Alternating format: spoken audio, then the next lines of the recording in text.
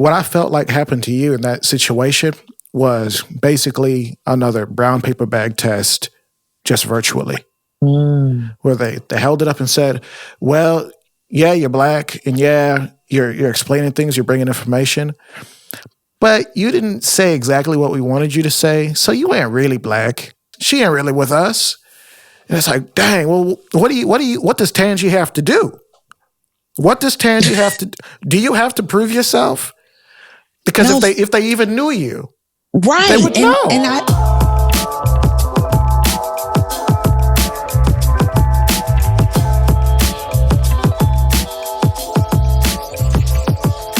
Tangy, thank you so much for coming on Costly Conversations. Thank you everybody for watching.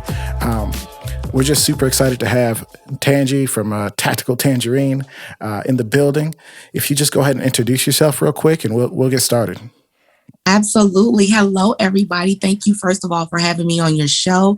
My name is Tanjanika. My friends and clients call me Tangy, and I'm the CEO of Tactical Tangerine. And I teach you tips, tricks, and tools on how to stay trained and tactical in these streets. That's who I am. All right. Yeah, that's so important. I'm so excited to have you on because I've actually, it's crazy. I've been seeing some of your stuff on Instagram, and also you started a YouTube channel, just giving tips and tricks to folks, talking about all sorts of stuff, firearms related, self-defense related, and it's. For me, it's so exciting to see Black women specifically leading the charge in regards to 2A in the Black community, but also 2A because they were a huge part of the firearm purchasing demographic last year. So women in firearms, especially Black women, cannot be ignored. They're here to stay. But can you just go ahead and tell everybody, how did you get started? Like, you're doing firearms, you're teaching. How does a female, a Black woman, get started in firearms training? That's not stereotypical. This is true. So my background is I am a Marine Corps veteran. So my introduction to firearms was through the military. And before then I was a cheerleader. So I wasn't raised around firearms. I wasn't raised, to touch weapons or even be comfortable around them. So it was a very big shift from going from cheerleader to Iraq. I did 2 tours in Iraq. So that was my introduction to firearms. And so after I got out the military, I kind of left it alone for a little while. I never, I had my concealed carry for years, I think 5 years, and I never owned a firearm. And that was interesting. So I ended up last year when a lot of the protests were going on, a lot of the things that were going on in the United States, especially race related, I started to pick up firearms training. And a lot of my friends saw what I was doing and they were like, oh, well, will you teach me? I want to go with you to the range. I want to, I want to be around you when you do things like that. So I was like, I need to get properly trained on how to teach them. So that was really my introduction of being a certified firearms instructor. I went and got the certification for that. Then I went and got the certification to be a Glock armorer because my first firearm was a Glock. So I fell in love with those and, found out how to break them down, how to put them back together. Just really fell in love with them. And then I started training. And so it's just been a progression. It hasn't even been a year yet since I've been a firearms instructor, but I took the skills that I had from other industries that I've been in, whether it's military or whatever, and I'm just incorporating them into my firearms business. And it's going very well so far. So just diving in, and I was part of that group of Black women gun owners who came in and took over, or a really big part of the industry. I was part of that group, and now I teach others how to do it. Yeah. Well, you're quite a creator, a very creative type. I'm actually kind of impressed because you came in hot talking about how to carry comfortably while being cute and having it concealed. And I think that's a huge part of carrying every day. Is okay. Do I feel good by looking good? Am I comfortable? Because firearms can be uncomfortable. Like, spoiler alert, it's not always comfortable to carry a gun, and you don't always look the best. Unless you're Tangy, she knows what she's doing. I mean, what else are you doing? I know you have like this radio program that you're doing. What is that? I do. I have a podcast called Chocolate Tangerine on Power 108.9. And they have been so supportive in everything that I've been trying to do as far as education. My background really is legislation education, and I help people understand laws and how to lobby properly on their local, state, and federal levels. I've lobbied in Congress in DC several times. So I do things like that anyway, just educating people. So with Chocolate Tangerine, it's all about exposing you to, it's not just me. I'm not the only Black woman in the industry doing it. There's other Black business owners who are in the firearms industry. So I try to highlight them. I also try to highlight new laws that might be coming out that affect Black people specifically, but more so just educating you about your two-way rights. So Chocolate Tangerine is part of that. And even Cute, Comfy, Concealed is all education. And when I got into the firearms industry, I didn't know how to conceal. I didn't know how I was going to wear my firearm, and I wear tight clothing. So I print sometimes, and printing means, my firearm shows. It's not as concealed as some people would like. So it takes trial and error and trying to figure out how to do that and what's the best strategy. And I wasn't about to buy a whole new set of wardrobe just because I'm concealing now. So I had to figure out how to do it. And I figured that was a great education to show other women how to do that as well. So they're just coming on the journey with me. That's literally what's happening. Hey, you know what? We're all kind of still on a journey. Even folks who have been doing this for years, there's always new training and new information that comes out, new guns and new ammo, new ways to do things. So shout out to you for going on that journey and taking folks with you. Now, for those people who, they're still here with us because, some folks, they get on, then they hop off. Let's go ahead and for those who made it this far, let's go ahead and jump into the spicy stuff. I know you were talking about, you're doing the program. Sometimes it prints, sometimes it doesn't. I know you've taken a little bit of criticism for every once in a while having an outfit that prints. Let's get into it because for those who made it this far. Yeah, not even a little criticism. Like, people are comfortable in my DMs expressing themselves about how they feel about how I wear my firearm. And it blows my mind. Oh my gosh. And it blows my mind because I'm never worried about other people. Like, however you choose to do, whatever you choose to do is on you. And, I feel like if you're grown and you want to do it, that's fine. But it's the level of comfort that people have writing paragraphs in my DMs. No. About, sis, I don't think you should wear it like that. I think you should wait. I think you should do this. I think you should do that. And so, everyone has an opinion, and it comes with the territory. I will read it and I will leave you on read. I will show you that I saw it and I will not respond. That's the type of person I am because I didn't ask you for your opinion. I'm in a concealed carry or open carry state, and printing to me is the best of both worlds. It's literally in between. And some days I can't hide it as well as I want to, but I want it on me. That's what's most important to me. I don't care who sees it or how they see it. I'm legally, lawfully allowed to carry my firearm. I have the permit saying that I can. And even if I didn't, I have the lawful right as a human to protect myself. So however I choose to do that is on me. And I always advocate for making sure that it's legal and making sure you're following all of your state laws and your rules, etc. But I truly feel like as long as it's on me, I feel the safest. And so I do what I have to do in order to make sure that happens. Well, shout out to you, Tangy, for knowing the law and trying to make sure the law don't know you. That's important. And also carrying as often as you physically can.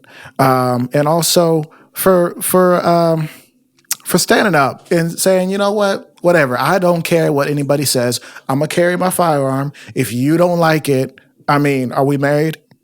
Right. Are we together for you to tell me what you don't like about my outfit and how you don't? Oh, wow. They're so comfortable, athletes. People like, are you bold. should see, they're so bold and comfortable. Like, golly, gee, I can't even, like, I'm hyped up just hearing about this, but I'm like, you know what? If you cool, I'm cool. I'm whatever. All right. Well, that's cool. I appreciate you for just going ahead and explaining that to the folks. But you did talk a little bit about legislation. I know you said you know how to lobby. I guess that's somewhere in your background where you've done this in the past. Let's talk about legislation because Uncle Joe has been, for those who call him that, has been talking about guns, talking about shotguns, and all you need is a 12 gauge. That's all you need. If something happens, you go outside, put 2 blasts in the air, and everybody, you'll be safe. what is he talking about? And Something how do you illegal. feel? Something illegal. He has absolutely no idea about. I mean, I've been around guns long enough to know that that's, first of all, a bad idea. Anything that goes up will come down. Second of all, and I'm pretty sure every state in the union that's illegal, but follow your local laws to see what you can and can't do. But it's a bad idea. Tell us a little bit about that. Yeah, it's very interesting. Legislation, once I really started getting into it and learning about it, it's such a game and it's so corrupt. And you really just have to follow the money to see which interest, who's involved in what, and how far it's going to go based on how much money is involved.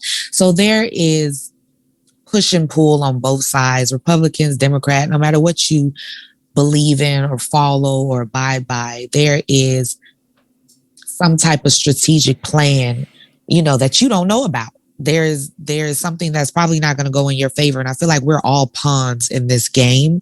And so legislation is very tricky. It's written in a way that is dense and it's not sexy. People don't like to read it. People don't understand it. They use words that are hard to comprehend for some people if they don't know how to read it correctly. It's very vague sometimes. So it just depends on who wrote it and why they wrote it, what their interests are. But there are gun lobbyists that believe that no one should have a firearm and that, that is the reason that all of these mass murders are happening. There are some people that think that everyone should have a firearm, no matter who you are. And so on both sides, we're stuck, meaning the people are stuck in the middle of it and we're oblivious. And what normally happens with legislation, it's written and then key points in the legislation are taken out and that's what's advertised to the people. And the people think, okay, this is good based on these key points, not reading the fine print, not understanding what's going to happen once this legislation has been implemented, not understanding what's going to happen once it's legalized. And so my job is to help the average layperson, whether that's a firearm person, a person who's just buying their first firearm, all the way up to an investor, because money is involved with all of this. And so people want to know how they should invest in the firearm industry. So I read legislation to help them understand that as well. And so with the new administration coming in and they having the House, the Senate, and the presidency, they have an agenda and they want to prove a point that guns are bad and that guns should be eliminated and that our two-way rights aren't concrete. That our two-way rights are negotiable. That's what it feels like in their eyes. And I've never been, I'm not a Republican or a Democrat. I don't believe in either side. I believe it's two heads on the same snake. I truly, truly believe that. And so what that means to me is that the Republicans are fighting and saying that everyone should have two-way rights. And I'm like, okay, I can see how, they're fighting for that. And Democrats on the other spectrum, I can see how they want to save lives, allegedly. They want to, I feel like all legislation comes from a good point. It starts off that way and then it gets corrupt after a while. That's what I found. It's a lot of money involved for a lot of reasons, whether you want to, even gun advocates who want to outlaw it. There's money involved in them doing that. It's money involved in them making things illegal. They're getting paid to write legislation. They're getting paid by these big organizations. And then there's other groups that are for guns and they are, they either are shareholders in Smith & Wesson or Glock or whatever. So they want, they have an incentive as well. So everyone has an agenda. You just have to figure out what side of the coin you're on and who speaks to you the best and the most. Yeah, I think it is interesting because whether you are deep into politics, as you have seen the folks and you have interacted with that crowd, as lobbying for Congress, or if you are kind of just a regular Joe with things that you would like to do or like to not do, everybody has a stake in politics. So elections do matter. People lobbying the Congress, that does have impacts. Writing laws is actually important because at the end of the day, who do the laws affect? Regular people. Some people would argue that, if you have a certain amount of money, laws don't necessarily apply to you. I guess it depends on what you're doing. That said, definitely appreciative that you're out there actually making a difference in that way, because there's not a lot of us. I think even in the gun industry, the influencer industry, the YouTube, the Instagram space, that even understands half of what you do. So definitely appreciate that. Thank you.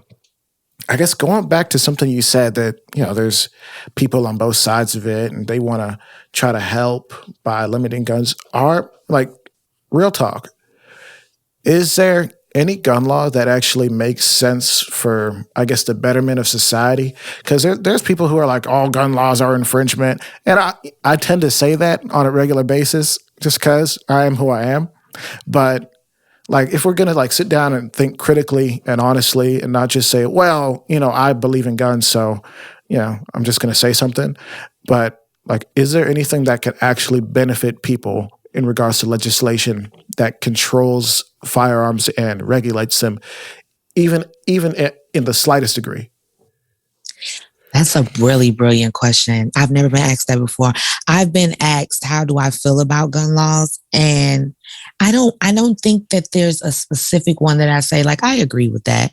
I don't think there is, but I will say, okay, so I believe in constitutional carry, meaning I believe that everyone should have the right to carry a firearm, because if you say that we're going by the Constitution and that's our Second Amendment, then sure. But not even above all that, I believe that we have an inherent right as humans to protect ourselves.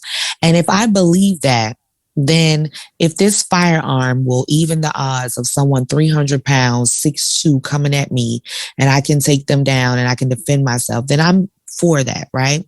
What I'm not for necessarily is this knee-jerk reaction happening where you see all these states saying, okay, well, because the Democrats have the House, the Senate, and the presidency, we're going to just legalize everything. Everything's open and everyone has the right to carry, but they're not giving them any type of instruction or training. I don't believe in that. I think that this really is a powerful tool. And I think that my respect for it makes me appreciate it even more. Being around it, knowing the universal firearm safety rules, knowing that the most important one is keeping your finger off the trigger. And even that basic concept, you see people in rap videos, you see people on YouTube, just negligent discharge after negligent discharge. And it's because they just don't know the basics. Like, it's just simple. Don't touch the trigger. This tool won't do absolutely anything that you don't want it to, unless, and it works properly. When you pull the trigger, it's supposed to fire. That's what's supposed to happen. So if you don't want that to happen, then having the right safety measures in place are imperative. And I don't think the states are showcasing that. I think they're trying to prove a point, and I think they're fighting, and we're stuck in the middle again. And it's to our detriment. It's saying, okay, now everyone in this state can carry. Okay, cool. Now some states are saying if you're 18 and up, you can carry. Some people don't have they don't have the mental capacity at 18. I was a hothead at 18.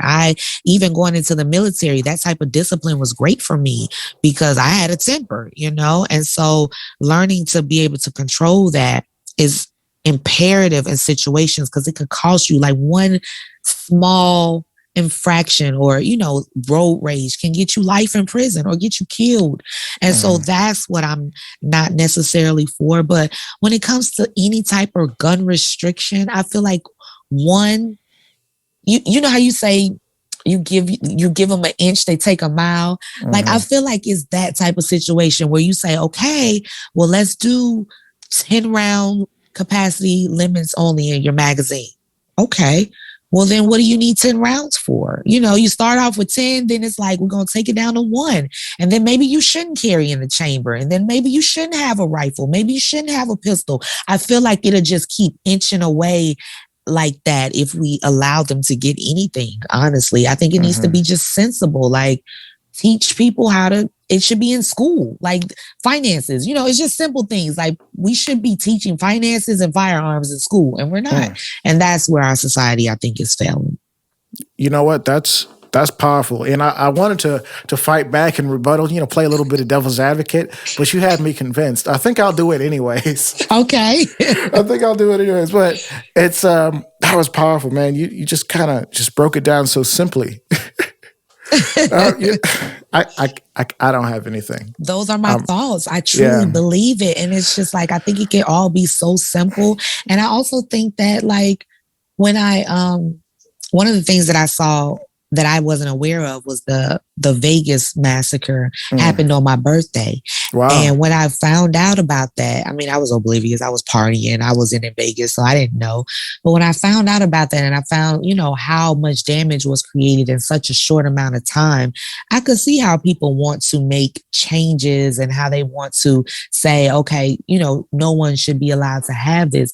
But I just don't see how they think that's the answer, because when you look at it, people are going to just do what people are going to do. The last couple of mass shootings, whether it be Atlanta, Colorado, wherever, they had legal background checks. They had legal firearms that they purchased. So that's not going to stop that from happening. What could have stopped that from happening, in my opinion, is someone legally armed taking them down in the middle of that, in the moment, who has proper training, who knows, sight alignment, sight picture, who knows trigger awareness, who knows how to get on the target, lay it down, and then, save the day. Literally save the day. I think that's the best situation. So I think all of these knee-jerk reactions are not going to work, and it's only going to disarm law-abiding citizens who could help in a situation. Yeah. One thing that I did see especially because Texas specifically, that's where I'm located, has been going through constitutional carry, and it passed here and it passed there, and I've not checked to see if it's gone all the way through just yet, but it looks like they're still kind of dealing with it. That said, it's really interesting to see a lot of my firearms trainers that I interact with, and I think I interact almost exclusively with firearms trainers these days, just because of the nature of what we're doing here. Of course. A lot of them have been really, like, almost physically upset. Like, man, what are they doing? Why would they implement constitutional carry? People need training. People need this. People need that. And I've lived in Virginia where you could open carry without a permit. Anyone could do it. If you were eligible to own one of these, a firearm, you could put it on your hip and rock and roll. It didn't matter. As long as you were an eligible, honest citizen. That said, concealed carry, you did need to go through the class and get the permit. And that's what I opted to do. And I didn't ever want to open carry, so I waited until I got my concealed carry permit to do so. That's just my personal preference. I just didn't feel comfortable doing it. That said, when I moved to Texas, I waited until I got my concealed carry permit. But if in between now and then, or between that point and when I actually got my concealed carry permit, I could actually carry in my car, because my car was considered my domicile. Probably somebody working legislation was like, well, a lot of people live in their car, so why shouldn't they be able to have their firearm with them? It's their property. They have to be able to defend their property. I'm like, yeah, that's a good idea. But in Texas, I brought that up to say, in Texas, we've been able to have guns in our cars for a long time. And now you can get out of your car with your firearm and go to your cousin's house. And no one's going to stop you on the corner. Like, a police officer can't just stop you on the corner and slap you with a stupid weapons charge for keeping your gun on you. You know what I mean? I do. So to me, I'm saying, like, dang, I don't know if getting frustrated, and I'm not saying this specifically against you or any other trainer that I know. I don't know if we as people involved in the industry and the community of firearms and the Second Amendment, really pushing it and really encouraging Black people, our folks, to get involved. I don't know if we should be so concerned about the permitting process, but more making sure people don't get caught up on stupid weapon charges, and that if a girl's being harassed and maybe she has some training, but she just didn't have the permit, like, she can carry it, and she doesn't have to wait for the white man's paperwork to have permission. Waiting on permission from the state, so the police don't have a right to hassle her. So that's my opinion. Hopefully those thoughts were cohesive. Just basically saying, I don't know that having the need for a permit is the biggest priority. I think the priority should be for all the trainers to get out there and start marketing the crap out of their classes and say like, I hey. think that's what it is. That's why they're angry. They think that it was easier and they don't really want to work that hard. It's not that serious. Like if a person thinks they need training, a person is going to think they need training. They're going to come to you. And I think people think that because it's constitutional carry now, everyone is just going to do it and they're not going to get the training. People are still going to come get training.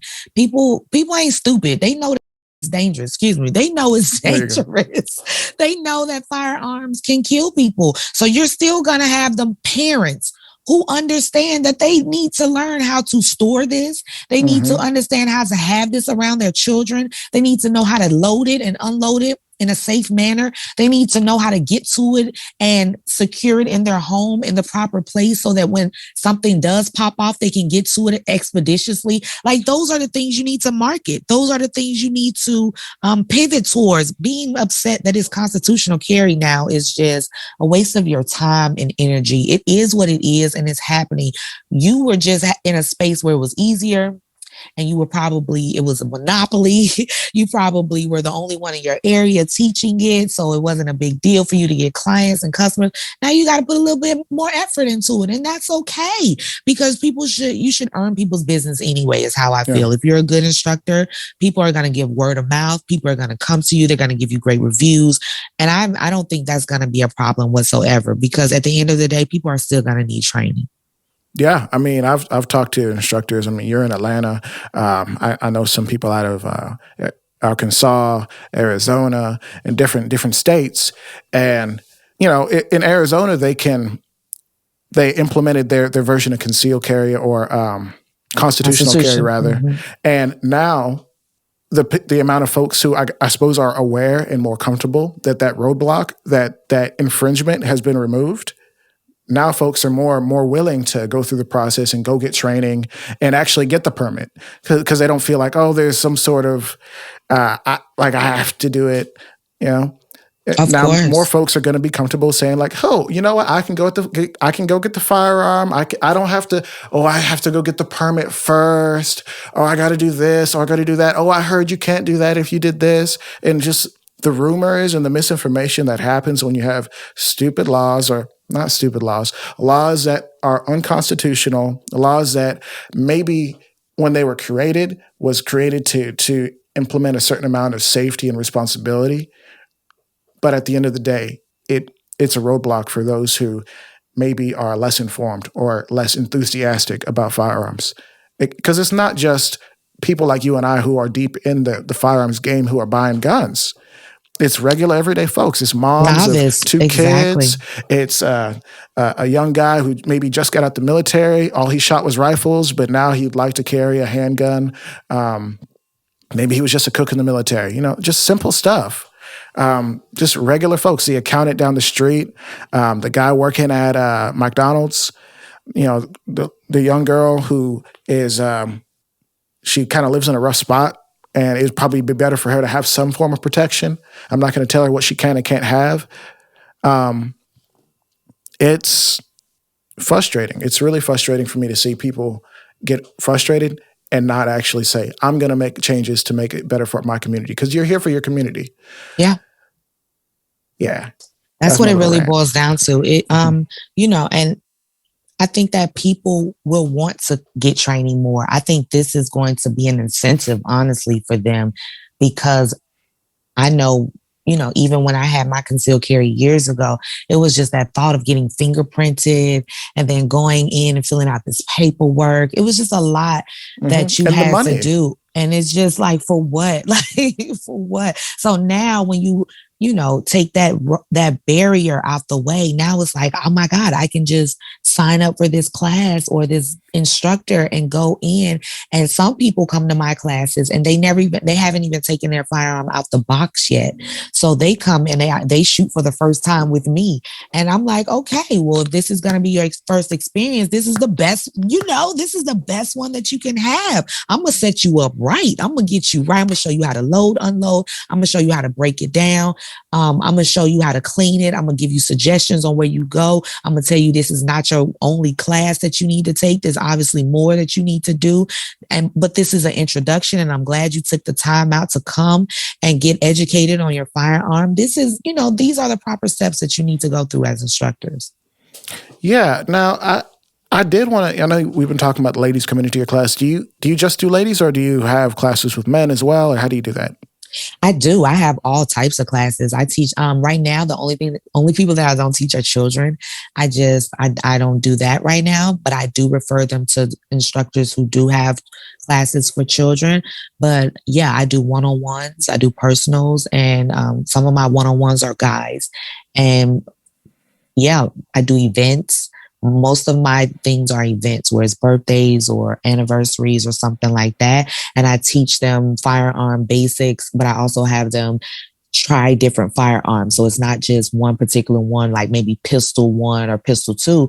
It's like, okay, we're going to start off with pistols, and then we're going to go to AR-15s or something like that. So it's an experience that they've never had before. And I tell them, like, this isn't a class, this is an event. So now you need to take my classes. And so that's been helpful.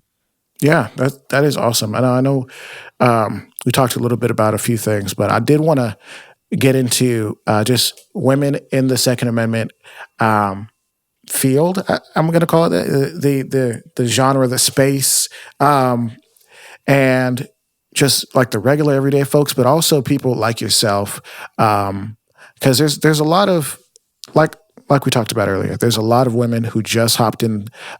They just bought a firearm last year during the pandemic. So many pandemic buyers, and I'm not saying anything bad. I'm saying that's a good thing. They saw the need and they went ahead and did what they had to do. That said, can we talk a little bit about just women in the 2A space? Do you feel like it's been inviting for you, or do you feel like it's been difficult? Just go ahead and talk about that. That's a great question. My experience is different, I would say. First of all, most of the industries that I've been in have been male dominated. So I feel right at home. I feel like there's, no different from the military, no different from anything else that I've been a part of. They've always been, and I thrive well in male dominated situations.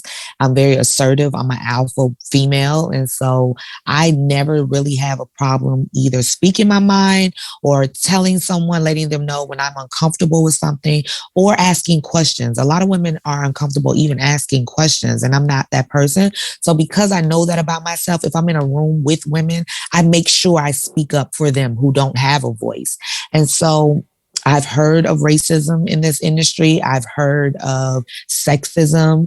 I personally haven't experienced that, I don't think.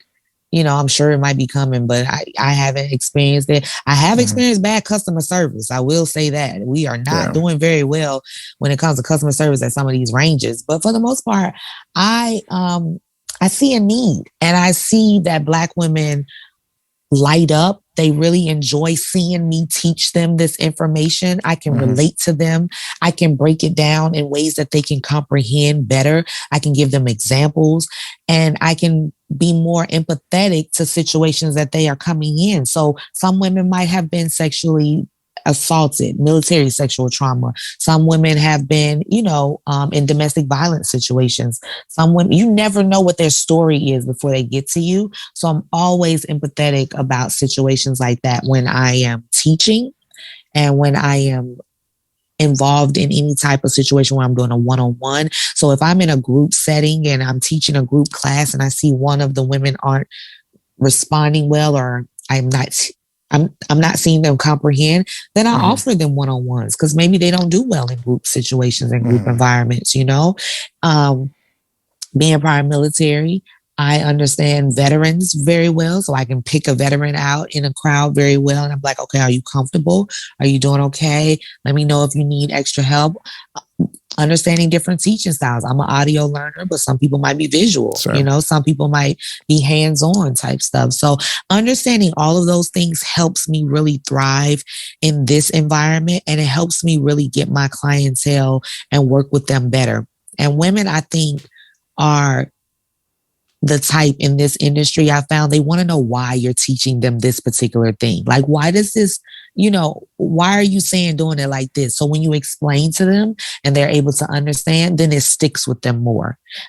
Some guys, you can just show them something and it just is what it is. But you show a woman, say, you do this grip like this so you can have more support. Just that little bit of extra explaining will help them comprehend, and it'll stick with them more. So that's what I think women cater or thrive better in those type of situations. And that's why they come to me.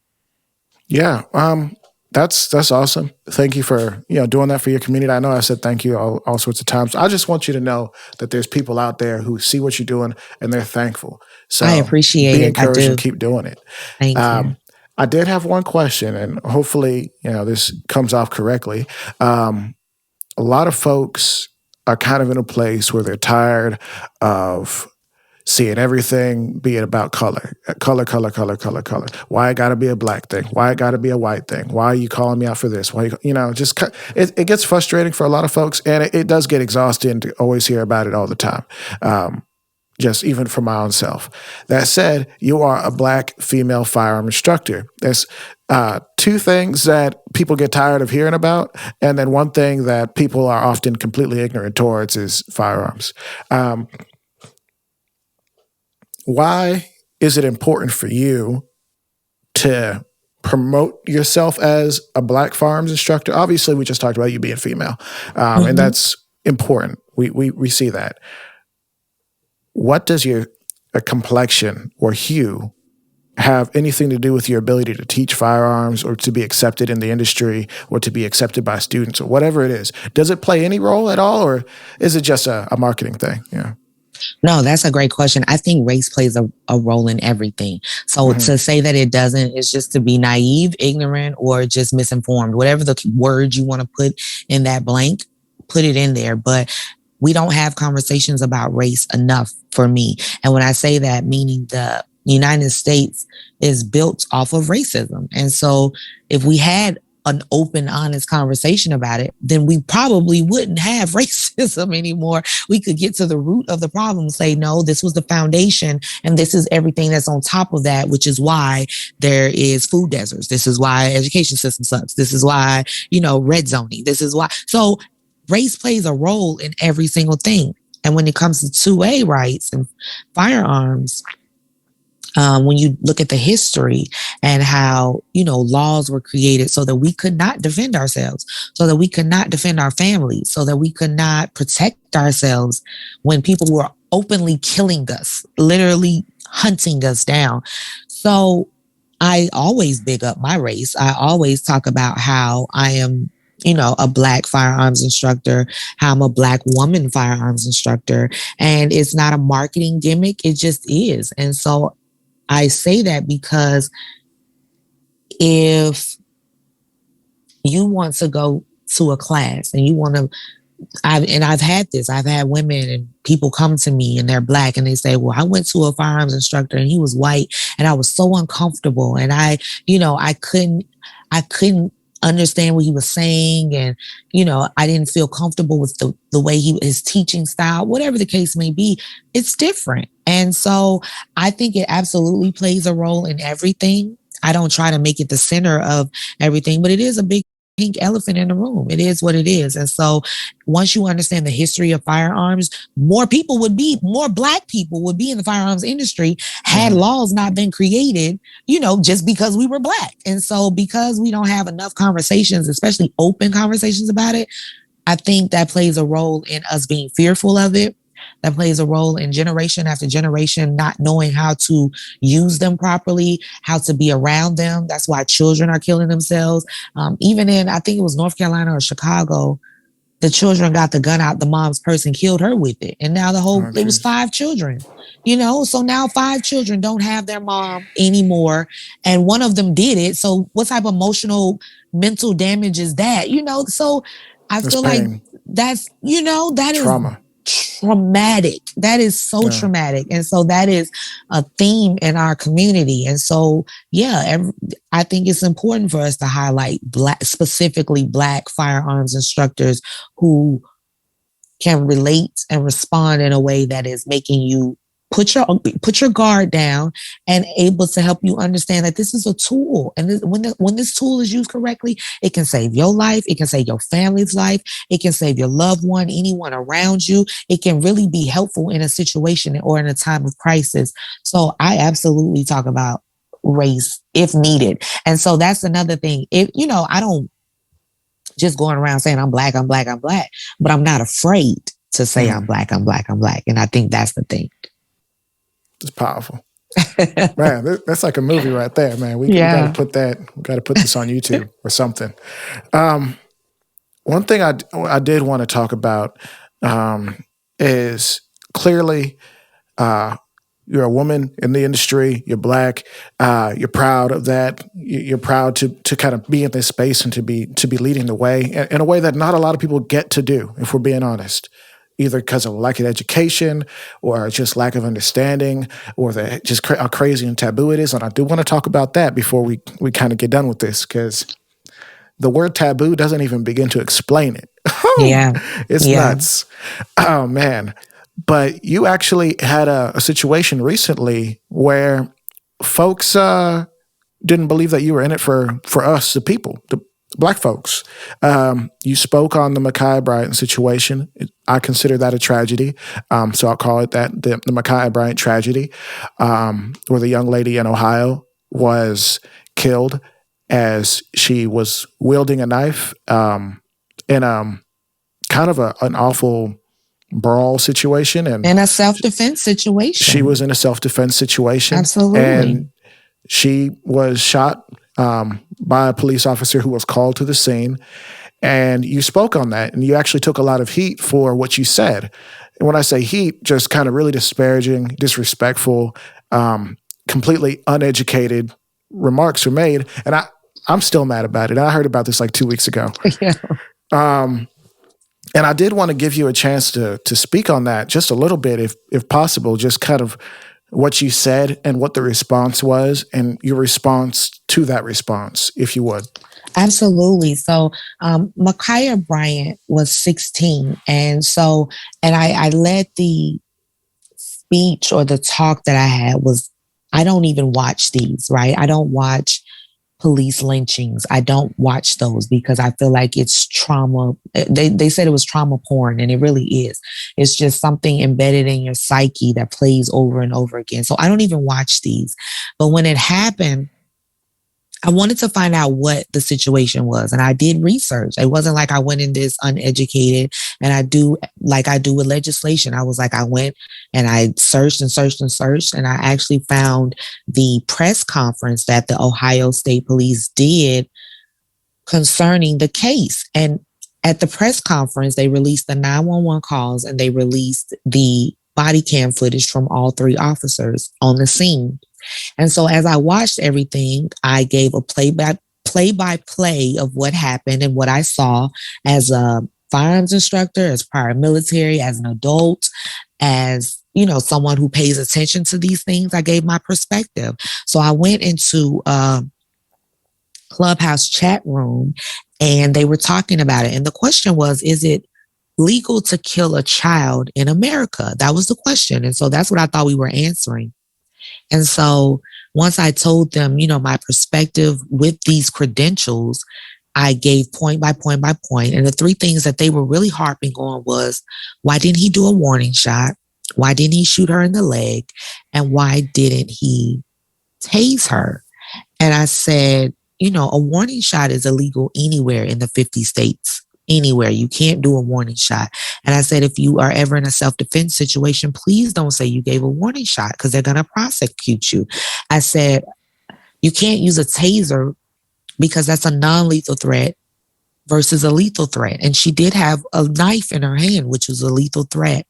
And I said, you don't shoot in the arm when the lethal threat is in the hand. That's just, those are the things that we're taught as firearms, as military. We're not taught to graze a person. We're taught to eliminate the threat. That's what we're taught. And so when he got out the car, 9 seconds passed before she was dead. And that's a short amount of time. And it's so much had transpired within those 9 seconds. And I broke it down. Well, at the end of breaking it all down, they kicked me off the stage and they called me a coon. And I was actually really, really devastated about that because I had never been called a coon before ever in my life.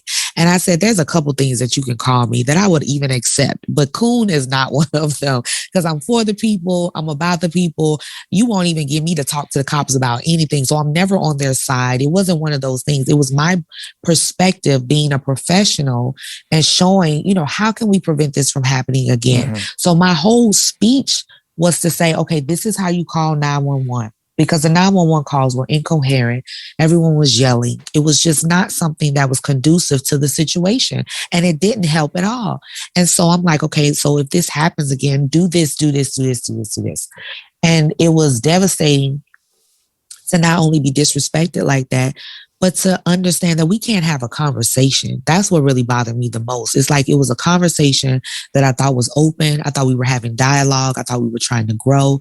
I thought we were trying to build. I thought we were trying to really get to the bottom of this so that we can prevent this tragedy from happening again. But to shut me down and not have any type of rebuttal, to call me names and kick me off, I thought that was just so disrespectful. So I felt like that's where we are in the community. And I think that that's something that we absolutely need to work on more than anything is communication.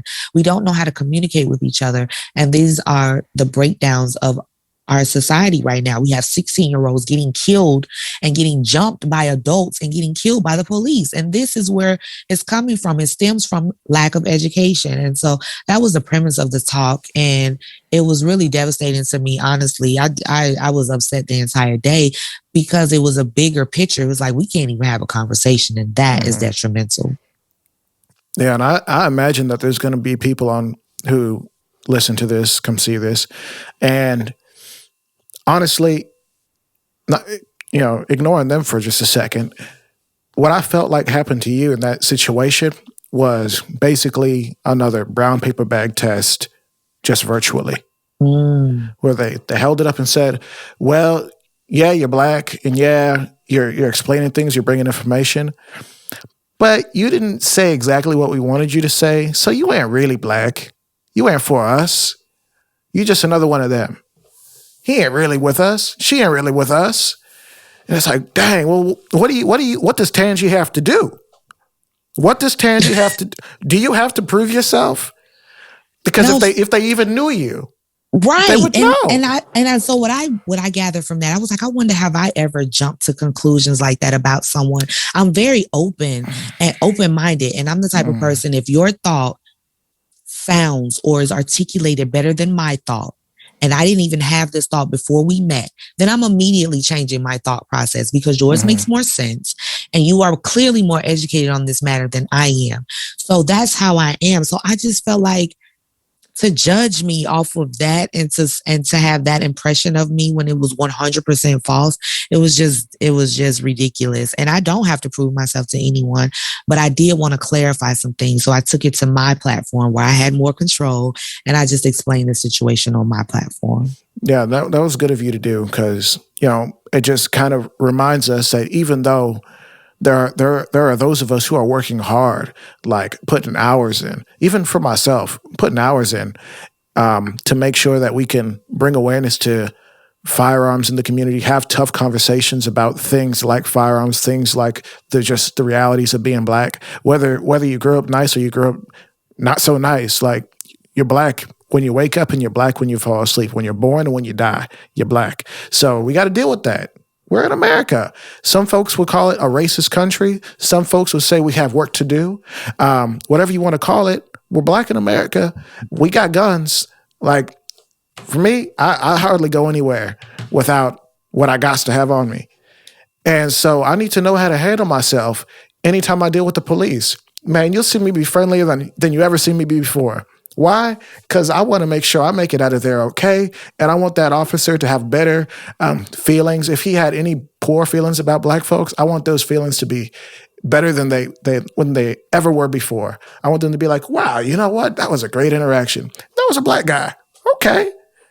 I'm representing my people every time I step out the door. And it's unfortunate that I have to do that, or that maybe I feel any sort of pressure to do that, but I get to do it. I'm proud to do it. So that said, I'm frustrated that there are so many people who would kind of have this big groupthink mentality and be like, oh, we're just going to bully this lady that we don't even know, who claims to be a professional. You are a professional, who off the stage. And I'm like, not Tangy. Tangy, the most pro-black girl I know. Top five. Tangy don't even like the police. That's what I'm saying. So for them to call me, that was like, y'all don't know me at all. Oh my, They don't even know you. Yeah, I'm just like, dang. And I've seen it a little bit, even in my comment section, where if I say anything that doesn't, how do I say this? If I say something that people don't necessarily agree with, they get hyped up. Of course. And sometimes they'll bring facts, like an article, to rebuttal a point that I've made. And I love that. I love having a costly conversation where we can really get into the details and talk about facts and bring statistics with context. Because that's what the truth is just what actually happened versus how I perceived it. Sometimes you perceive racism when it's not, that person's just a jerk. Yeah. And sometimes people are oblivious to when they're actually being treated poorly, when a person is unaccustomed to, or is only accustomed to certain folks from certain demographics and neighborhoods. And now they have a hard time dealing with people that look like you and me. But my skin is not who I am. I am me. So I know I've said a lot. Thank you for putting up with that. No worries. Let's talk a little bit before we get out of here. I do want to talk a little bit about how it's taboo's not even the word anymore. It's like forbidden for a young black anybody to have a firearm, to rock a Glock, to have a SIG, to Taurus, High Point, whatever you got. You're seen as a banger, generally. You're seen as a drug dealer, seen as somebody who doesn't value their life. A lot of instructors that I've had on this platform have said, yeah, the first time I ran into a firearm, I was 8, I was 9, I was 13. It was a drug dealer. It was somebody doing something they weren't supposed to do, and they showed me it was a 380, it was a 9. And they remember details like that.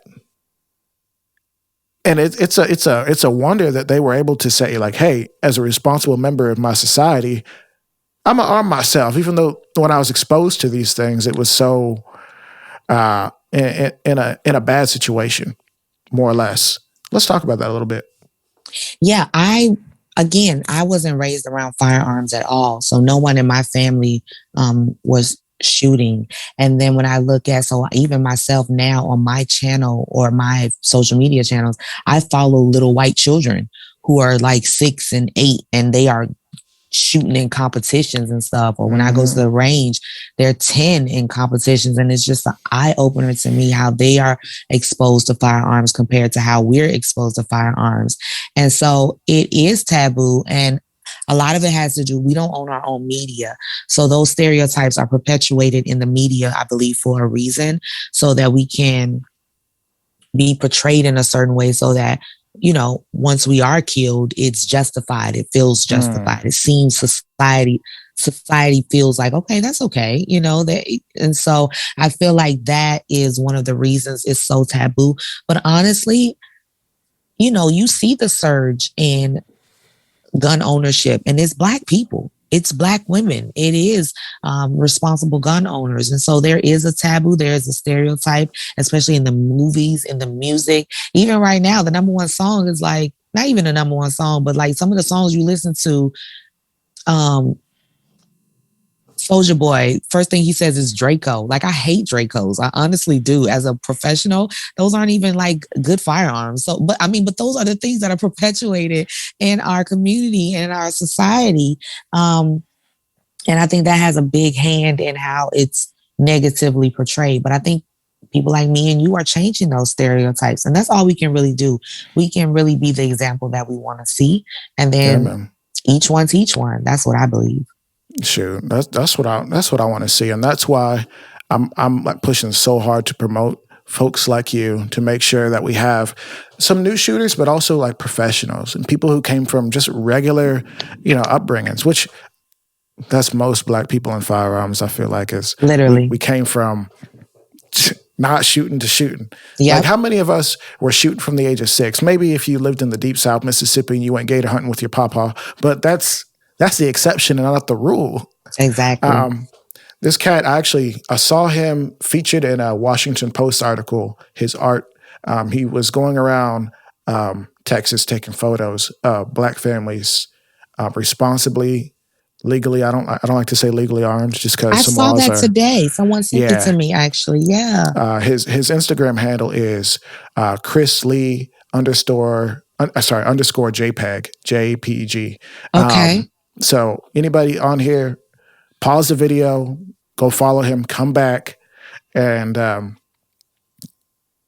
go check out that brother. He's doing something good for the people. Actually, I spoke to him on the phone. Somehow I got his number. Nice. I love I'm it. like, what? I I'm love talking it. the guy. Yeah. And it was great because you could just hear his heart and hear what he's doing, see what he's doing. He's a military guy. And I guess when he's not serving the country, he's serving his people, and it's a beautiful thing because he's from Chicago, and I don't want to tell his whole story because I'm hoping I can get him on here, but he's a busy guy, so who knows? But he's from Chicago, and when he moved to Texas, it became apparent, like, hey, you know what?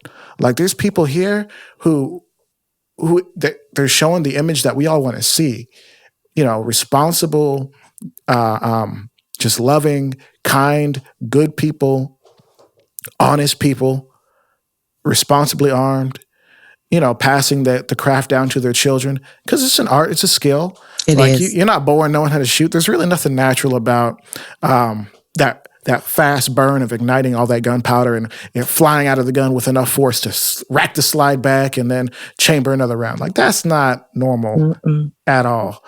So the fact that we can teach children how to do that, and it's on us because it wasn't taught to us, at least not most of us. The fact that we can teach our children how to be involved in the most effective form of self-defense that exists. Obviously, please go learn some hand-to-hand, empty hand stuff, some combat.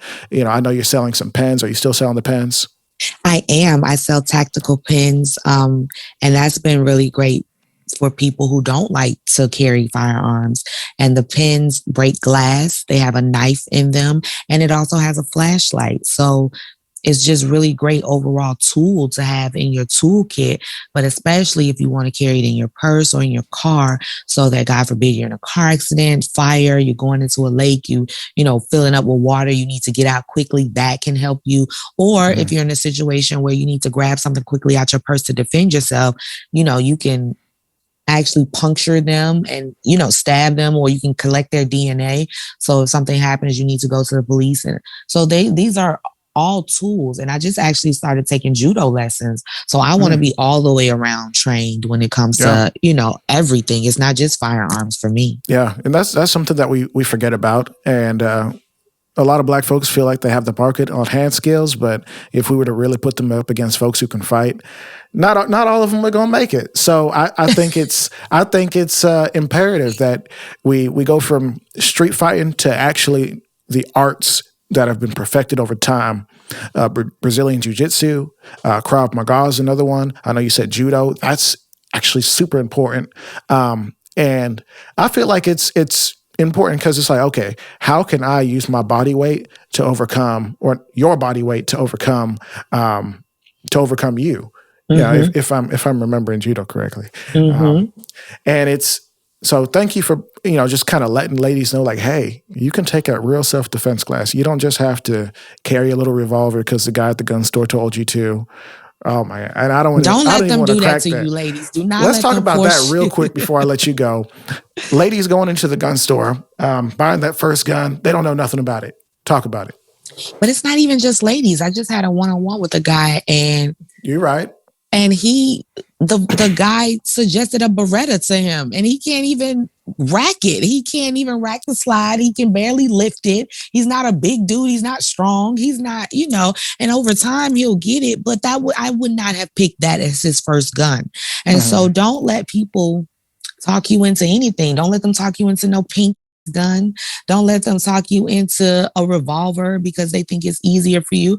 My suggestion for all my clients is I take them to the range and we fire different firearms and we try, different makes and models to see which one works well for their hand. Because I have small hands, some of them have big hands. Which one works for their with recoil? Some of them don't respond well to recoil, some do. So it's just all about preference, and everybody is an individual. Everyone is different. So don't let someone say that this is the gun you need to have. That's a lie, and they are just trying to sell you something. That's not, that is not the way you purchase your firearm. Now, there are some that, I'm a Glock person. I definitely like Glocks because they have 3 safeties. They have a trigger safety, a drop safety, and a firing pin safety. So as safe as you can get, I'm all for that. There are some guns that actually have a manual safety. But do you practice switching your manual safety on and off when you're drawing? Like, it's all about how you practice and how you do dry firing. But at the end of the day, don't let someone make a suggestion that this is the gun you absolutely need to have. It's not. Don't let them do that to you. All right. Tangy, how can people find you? I am on I'm Tactical Tangerine everywhere. I am Tactical Tangerine Defense, I should say, especially on Instagram, YouTube, and LinkedIn.